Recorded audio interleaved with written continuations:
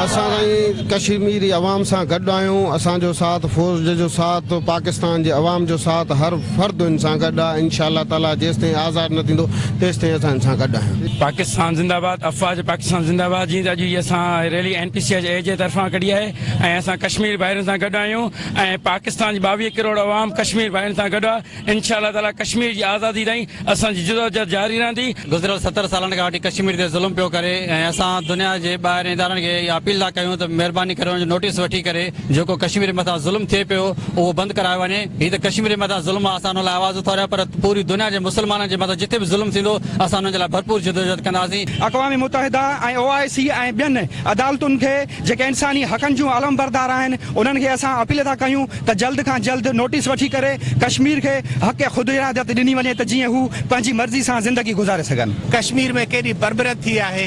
India जी ॾाढ ॾिसो curfew जो माहौल आहे। काफ़ी ॾींहंनि खां तक़रीबन महीनो खनि थी वियो आहे जो उन्हनि खे बंदि कयो वियो आहे।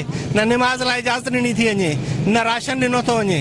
कश्मीरनि जा जेके बचा आहिनि उहे बुख ते वेठा आहिनि, ॿाहिरि निकिरी नथा सघनि। असां आलमी अदालतुनि खे, दुनिया जे हुकुमराननि खे अपील था कयूं त कश्मीर में जेका ॾाढ आहे, बरबरियत आहे, उन ते आवाज़ उथारिनि।